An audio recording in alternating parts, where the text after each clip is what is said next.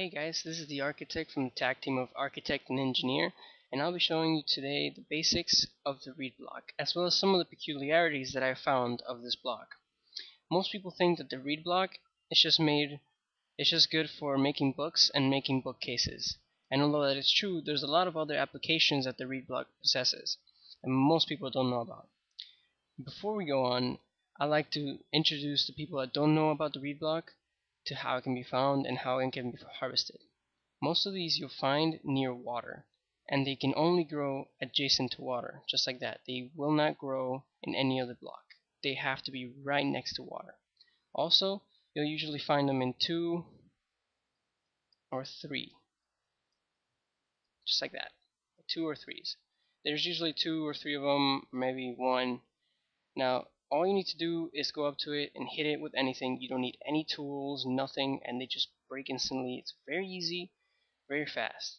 And all you have to do is after you get them, you have to plant them right next to water, and they will grow. It will grow to 3 cubes high. Once it's 3 cubes high, all you have to do is go up to the middle one, hit it, and break it, and you get 2 reeds out of that. And this one will keep growing, just like the cacti. Now with that you can plant those 2 that you found, and now it has tripled. So that being said, it's very easy to see how you can make a large plantation of these very quickly. It is also very cheap. Now you may ask yourself, what's the point of this? And I'll show you. But first, let me show you the basics of planting reeds in water.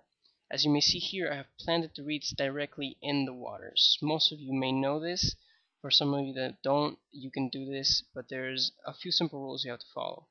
The first being that you cannot plant a reed block right next to another reed block, as they will disappear. Neither can you stack them, because they will disappear. Now, you see that over there and you say, but look, those are stacked, how did you do it? And I'll show you guys. The basic rule about planting reeds in the water is that they have to be right by an edge or a hole. Now you can find a natural edge, or you can make your own hole, like so, and thus plant the reed, and now the reed can be stacked infinitely. Another application is that once you make that hole, you can plant reeds right next to each other and they will not break. However, if they're not right adjacent to the hole, you won't be able to use further applications that I'll show you. Because it's only 1 cube over the water, it's not disappearing, but normally this would disappear. Okay, anyway, those are the basics you need to know before you start using reed blocks. One simple application is walking really fast among bodies of water. See, this way I can walk from here to my little island over there very quickly, whereas if I were to try it going through water, it would be very slow and cumbersome, and since there's no water here, I would sink and I would have to float, and it's just very annoying. So if you want to get to places a little faster through water and you don't have a boat, you can just make paths of these, or like just to make it look nice for your plantation or whatever it is you guys want to do, and it's really fast. You can also make it thicker, but remember, you must make a hole next to it. It doesn't have to be on either side, it just has to be directly adjacent to the cube. It will not work if it's diagonal. Watch. See, it breaks. There's a hole right there diagonal to it. I don't know if you guys can see it. I hope you guys can see it. There's a hole right there. But I'm putting the reed block diagonal to it, and it won't stack. Alright?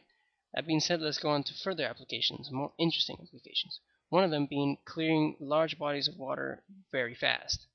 If you just cut out the outer edges of whatever size you want, all you have to do is plant the reeds and stack them infinitely, stack them to like however high you need it to be, and it'll block out all the water. And then you can just destroy the water inside with reeds or with dirt or whatever you want. It's just really fast. And it's very easy to get out. All you have to do is walk through it. I think it's very neat and it's very cool look, and it can be used for a lot of things that you guys are making. There are also more interesting applications that I found while playing around with this, and one of them is underwater breathing. You guys can see my little bubbles there. They're going down as I walk forward, and soon I'm going to run out of air, and you guys know what happens when I run out of air. I'm going to start dying. What you can do is just find an edge and stack these 2 here. See, look, I'm going to start dying now. See, my heart is going down. So I can just walk in here, and take a breath. That's right. This is an indefinite amount of air, completely isolated from the surface, so you don't have to resurface every time.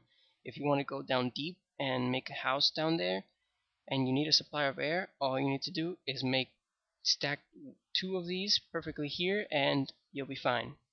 Now here we have a perfect example of my next application, and that is the whirlpool. Yes, you can make a whirlpool out of reeds. It's very easy, very cheap, very fast, and it takes very few reeds. The fact that you don't need any tools just makes it even more interesting. Here's a cow, as you guys can see. Perfect timing. It just fell into my whirlpool, and as you guys can see, it cannot escape. It's just gonna stay down there, and it won't die. Unlike other whirlpools where they'll just sink and they'll drown, my whirlpool keeps them alive. Of course, I can modify it to make it kill them, but say you want to like trap chickens or trap whatever, you just want to trap mobs, this is your perfect whirlpool.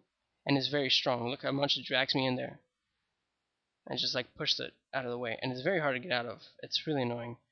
But as you can see, it creates a very powerful current. The way you do this, see, look, it caught another one. Right there, you guys just saw that. It just caught another cow, and now they're both stuck in there, and they can't even get out. I could just go in there and kill them, but I like to see them suffer. Anyway, as I was going to show you guys, you can also make underwater currents, which is something that has a lot of applications. When I found that, I was very happy. See how I have stacked these 2 here? Well, I found out that you can stack them side by side. That's right, you can stack them to the side. Some of you might know it, some of you might not, but it's just really cool. And did you guys see that? It drags me in really quickly, and it's really hard to get out of. It takes a while. You can stack them just like the other ones. You cannot stack them diagonally. They have to be in a checker pattern. If you stack them side by side, it'll break all of them. Oh, hold on, I need some air. Or if you stack them like that, they'll destroy themselves. However, I'll show you guys, if you guys like it enough, how to make one of these whirlpools in another video. If you guys comment and subscribe, I'll make a tutorial on this. It's very interesting and it's very useful, very cheap, and like I mentioned before, it's very easy to get, and you guys will be glad you did. This concludes this tutorial and this exposure to hopefully something that you guys will use in the future to the advancement of your structures. And this right here is a little side project I've been working on for a few hours, past few days actually, but I've only worked on it for a few hours since I have too much schoolwork to deal with. But in the meantime, I've been building that, and hope you guys like it. And comment and subscribe, and I'll see you guys in the next videos. This was the Architect from the tag team of Architect and Engineer from the 8-Bit Engineers.